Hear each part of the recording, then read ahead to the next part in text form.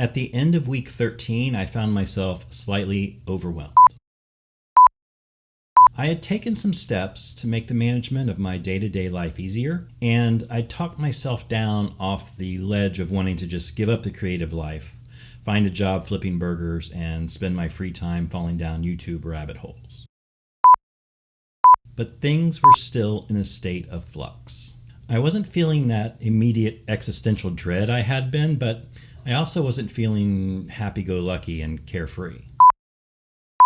My rhythm was off. It wasn't necessarily in a bad way, but I could sense things were shifting.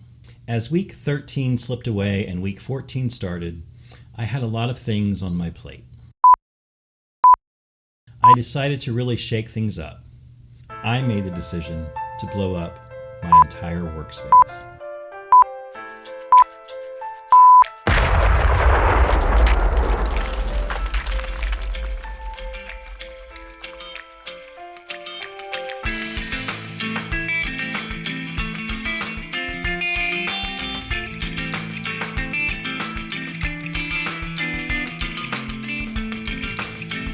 This is the Million Words Project update for week 14. I'm your host, Eric Sheridan White. I'm an author, writing instructor, and creativity coach, and 14 weeks ago I challenged myself to write 1 million new words in 12 months.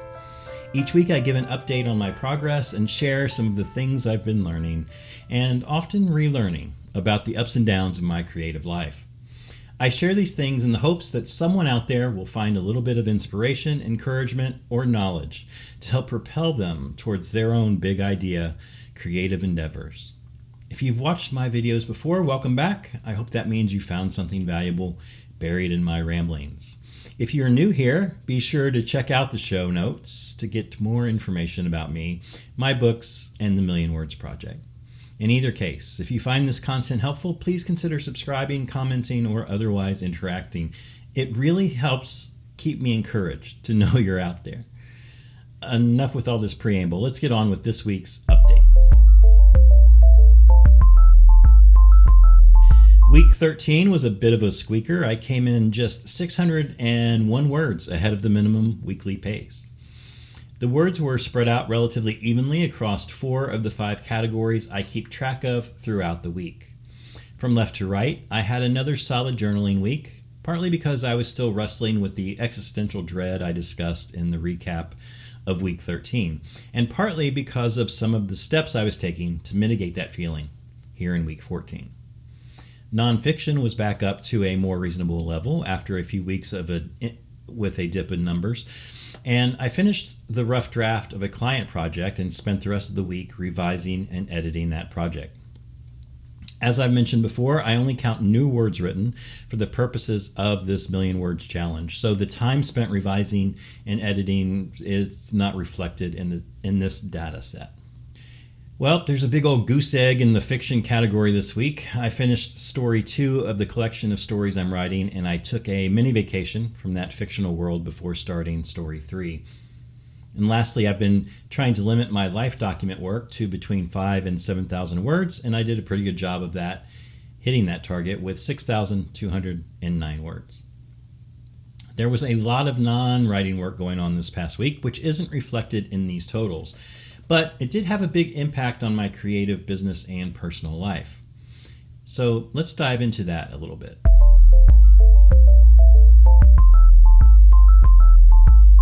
I'm now 14 weeks into my million word challenge, and I've been finding a fairly steady groove. My focus at the beginning of the challenge was to push the heavy object of my writing life and get it into motion, build some momentum, and restore something like a creative rhythm. Now that I've gotten things rolling, though, my focus has been shifting to 2 additional criteria for a sustained creative and professional life: balance and efficiency. I used to have a Wii game system, and there was an accessory called the Wii Balance Board. You could use it to play various games, and it was also useful for health and fitness-focused activities. When used for yoga or other balance and flexibility functions, the Wii console would display a little circle with a dot inside that represented the player's center of balance. And that little red dot would wiggle and wobble around while you were standing in a yoga pose, for example, to provide real-time feedback about your balance. I've never been known for my exceptional balance and coordination, but I learned something valuable from those fitness related games. Even when I was standing still, the little red dot that represented my center of balance was always shifting, constantly shifting, in fact, no matter how still I stood. You see, most of the time, our muscles are making micro adjustments to keep us upright and poised. We don't notice it, but it's always happening. And like physical balance, the balance I strike in my creative, business, and personal life is always in flux. Even when things are humming along smoothly, I'm making little adjustments here and there to account for new opportunities, new obstacles, and just the randomness of day-to-day life. When things get too far out of alignment, I have to reassess the methods and routines and bring things back to something closer to the idealized life I want to lead. That's where a tool like the Million Words Project comes in. So I started this challenge to encourage myself in that direction. Now that I'm writing more words, I am looking more closely at that little red dot and making adjustments to keep it inside the target circle. Efficiency in my case means more than just the average number of words written per hour. It also means structuring other parts of life to maximize the use of my awake hours. There are lots of other things to do besides write, and the more efficient I am in general, the more effectively I can adjust my focus and my time spent on various parts of life that require my attention, including writing. Last week was a very weird energy week. My biorhythms were off. I had low energy during parts of the day when I'm usually gung-ho for writing, and lots of energy at times when I'm usually ready for a nap or bed. And I hit my word count, which means I did what I needed to do on the writing side of the coin, but I also shifted a ton of time and energy into completely reorganizing the combo guest room and office space where I spend a vast majority of my time. Prior to reorganizing and restructuring my workspace, I spent a lot of time contemplating workflow, organization, accessibility of different technology, new equipment to help me manage and simplify some of my ongoing projects, and taking on a whole new method of weekly planning to reduce the mental clutter and ensure a greater efficiency in accomplishing tasks. I was trying to free up time to do the various work, creative and otherwise, that I want to do. All of this took hours of planning time, not to mention the physical process of deconstructing my workspaces, because I have 3 distinct workspaces in my office, and reassembling things in a completely new configuration. The investment of time, energy, and effort to do all of that was not inconsequential, but it was intentional. I realized I was at a point in my Million Words journey where I needed to apply myself to the task of evaluating my process and my progress so far, and refine my process to improve going forward. I actually do similar tasks every day, multiple times a day. My journal is a tool for assessment and evaluation. My writing out loud practice is as well. In fact, I have several other daily, weekly, and periodic practices that are either designed to serve the function of self-evaluation explicitly or at least have some component of self-examination to them. I am constantly balancing and rebalancing.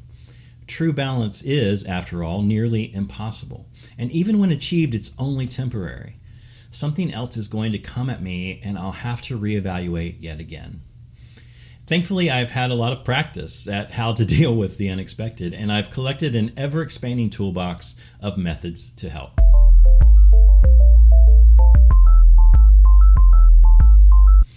I mentioned last week that part of this massive overhaul of my personal, business, and creative life included finding the book Getting Things Done by David Allen. I actually bought this book in 2019 and it had been on my shelf, my to-be-read shelf, ever since. Luckily, it was there just when I needed it. I developed a heavily modified version of David Allen's prescribed method to help me be better organized and focused. I won't go into all the details here. It's really very specific to my current life situation and likely not that useful to anyone else.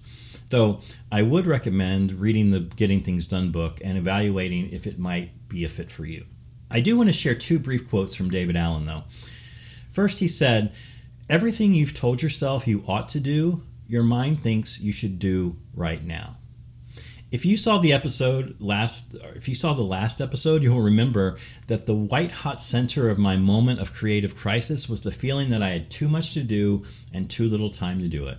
Alan points out that if we have too many things on our plate, it becomes detrimental to actually getting things done.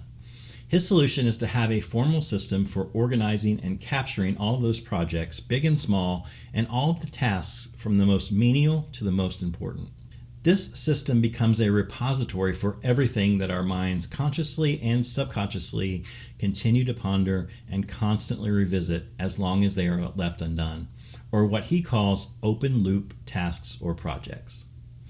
By having a concrete, central, reliable, secure place to deposit all of these items, your subconscious eventually comes to accept that all those things, all of those to-dos and someday items are safe and secure. And they no longer require constant attention. And that frees us up to focus on doing the actual work we want to do. As Alan points out, you don't actually do a project. You can only do action steps related to it.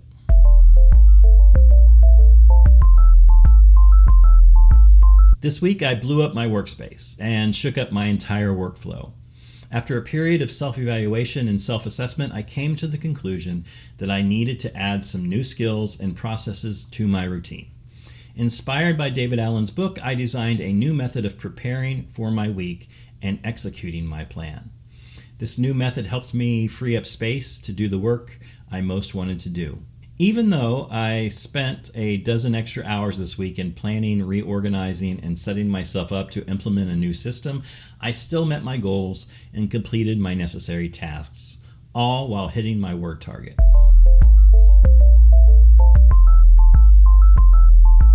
Now, before you think I'm suggesting the way to meeting more goals and accomplishing more tasks is to completely blow up your own workspace and realign your workflow, let me assure you, I don't think that's always the correct answer.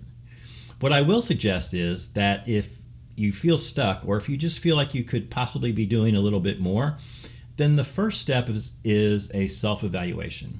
Take a step back and get some perspective about where you've been, where you are now, and where you'd like to be. Maybe consider journaling about the topic and just ask yourself some basic questions. Then listen to what it is you say when you answer. This is also a great topic to utilize the writing out loud method of self-examination that I described in week 7's update. And I'll put a link to the writing out loud episode in the show notes if you'd like to check that out. A word of caution. There have been times in my life when blowing up my workspace was really just an excuse to avoid the deeper work I needed to do. If you're like me, it can be easy to mistake a distraction or some other point of resistance as something vitally important to getting started or keeping going. Part of the sober assessment process of journaling or writing out loud is to ask yourself, if I decide to make big changes, are those changes justified? Or am I simply stalling and delaying? What is legitimately useful and what is a distraction? Prioritize the useful and limit the distraction, or at least use the distractions as a carrot and stick reward after you've hit a daily or weekly target. Ask yourself, do I need a major realignment or just a minor correction? The minor corrections are nearly constant and shouldn't take us too far away from the core of our work, but on occasion, a major course correction may be needed. If you find that to be the case, I would definitely suggest setting aside some time to plan the logistics thoroughly and make sure your actions are moving you toward the long-term goals you wish to achieve. That's it for another episode of the Million Words Project. Thank you so much for joining me. I'd love to hear from you, especially if you have some recent experiences regarding your own efforts to maintain balance and efficiency. Leave me a comment, or you can find other ways to connect with me in the show notes.